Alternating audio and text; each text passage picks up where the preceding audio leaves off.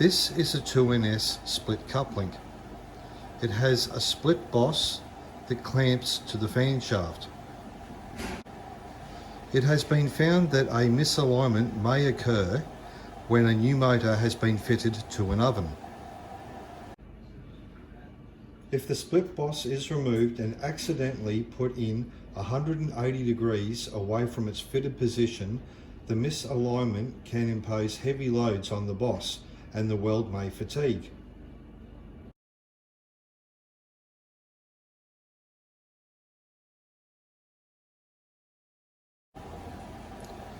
This is a one-piece coupling. It is a matched set and it has been updated to be used with the 2NS fan shaft. This is a new 3SF motor coupling. It will not mate with the old 2NS fan shaft coupling because the threads are not long enough. As we can see here, there is no thread left for the locking nut above the smooth nut.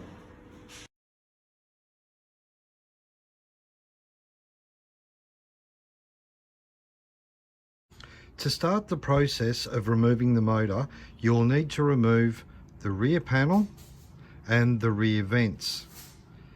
These will come out with a couple of screws on each side.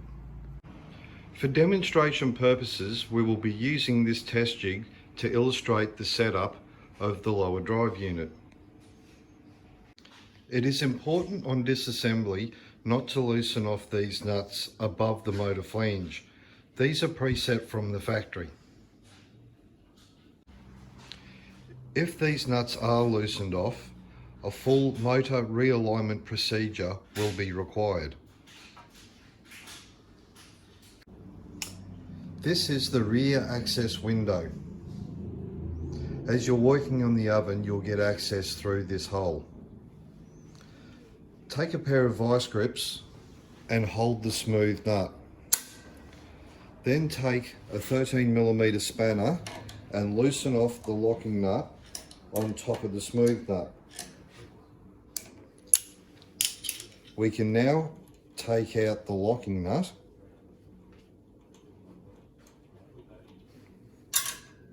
and remove the smooth nut.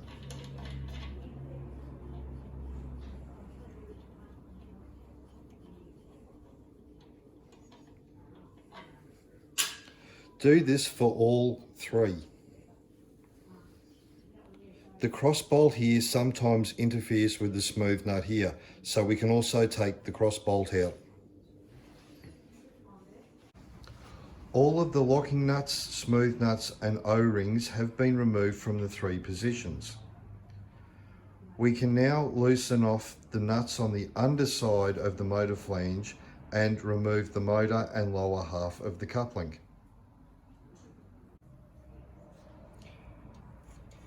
Careful when taking the last of the nuts off because this will release the full weight of the motor.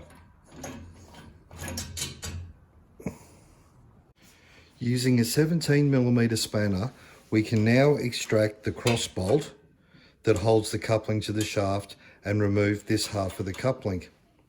This is something that is set from the factory and you would not normally take out. If you do have to take it out and you're going to replace the same coupling, mark the orientation to the shaft so that it cannot be put back on 180 degrees out.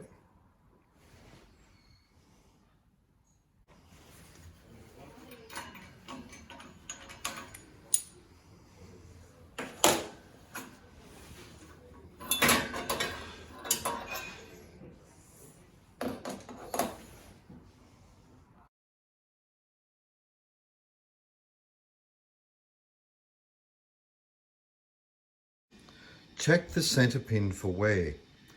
If it is damaged or worn, it may be replaced. It is an interference fit in the bottom of the shaft.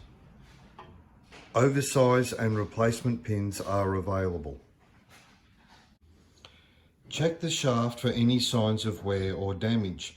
If there is any scarring or marks on the shaft, they can be sanded and filed smooth. Next, take your coupling and check that for fit on the shaft. Should be a nice firm fit.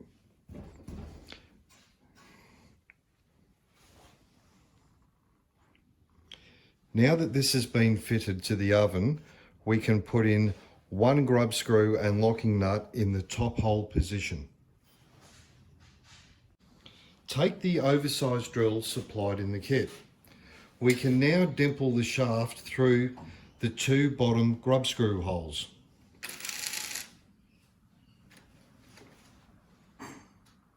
Remove the coupling and clean out all the swarf.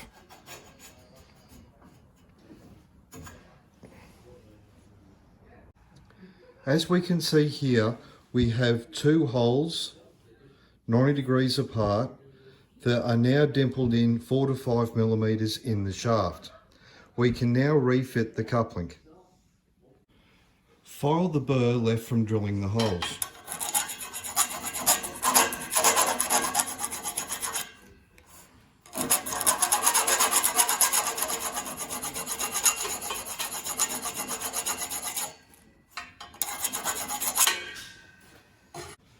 We can now refit the coupling. Line up the two grub screw holes with the dimples and replace the grub screws. After both of the grub screws are put in firmly, we can now fit the locking nuts.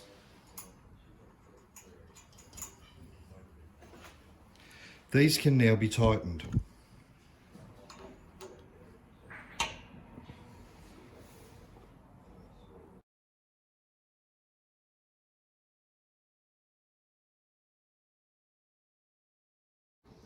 Because we are fitting a replacement coupling that has a 7mm spacer at the top of it, it will be necessary to wind these nuts down 7mm.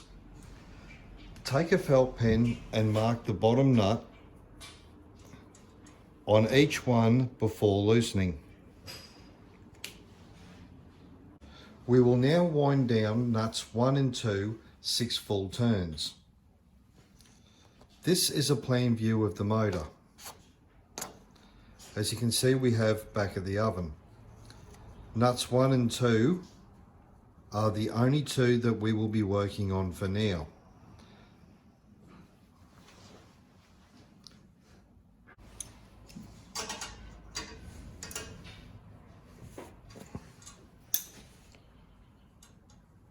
One, 2, 3, 4, 5, 6.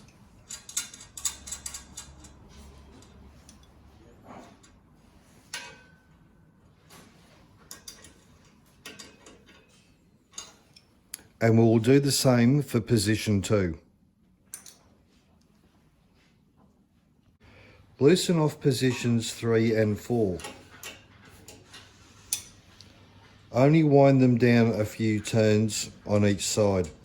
These will be adjusted later on. Prior to fitting the motor coupling to the motor, we will check to make sure that the centre pin goes into the spherical bearing.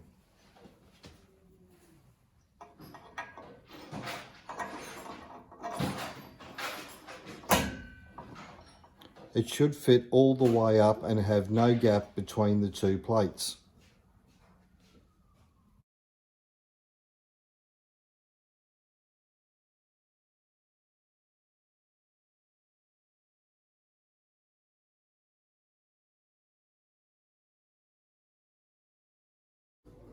To replace the motor coupling with the new one, undo both of the grub screws that are hidden underneath the red silicone. You can then use 2 pry bars under the skirt of the coupling to lever the coupling off.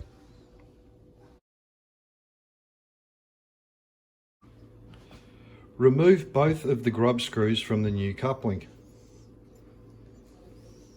Line up the keyway and put the coupling onto the shaft. Then use a socket and a soft hammer to tap the coupling down into position. We can now drop the O-rings into position and fit the motor to the oven.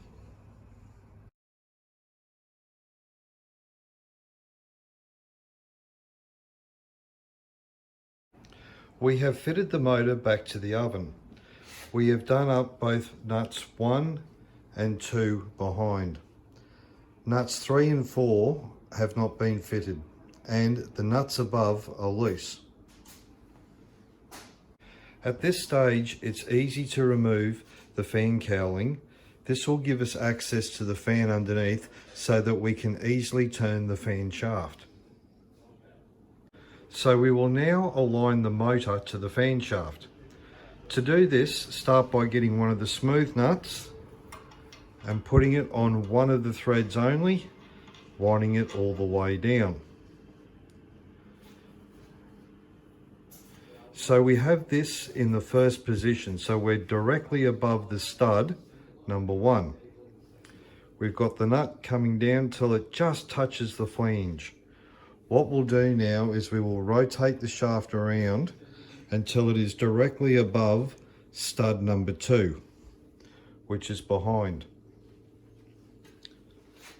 We will now see how much gap we have between the smooth nut and the top edge of the flange.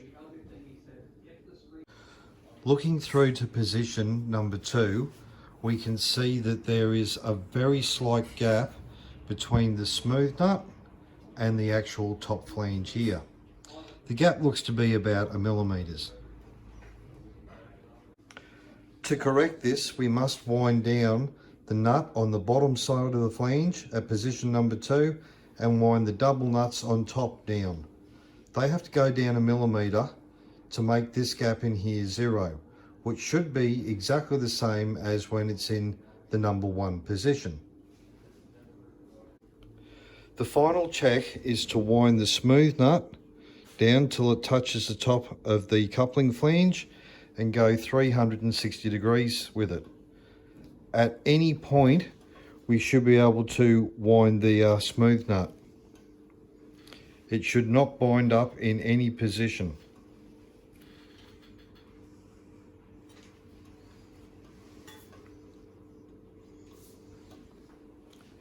If this is true, it means you have aligned the motor shaft with the fan shaft perfectly. We can now assemble the rest of the coupling. Remove the smooth nut that we used for testing.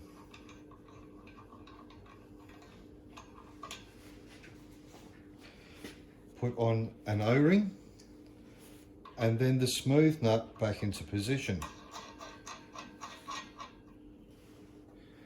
We will then loosely add the locking nut.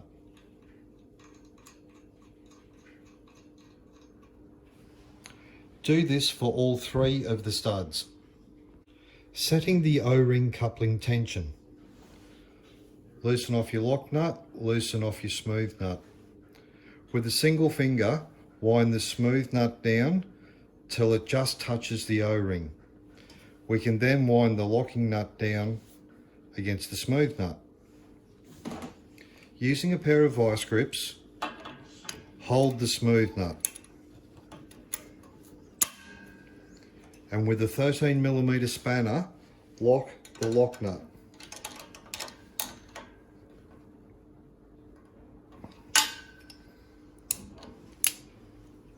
This is the perfect tension. Any more tension than what we have done here will put extra stress and pressure on the coupling, and it could possibly cause the coupling to fatigue and break. Now that all 3 smooth nuts, O-rings and lock nuts have been positioned and tensioned correctly, the fan shaft should move completely freely. You should not feel any high spots or any resistance to turning. If you have one particular spot of rotation that has a resistance of turning and you can feel extra pressure there, you may have to do the balancing of the motor procedure again.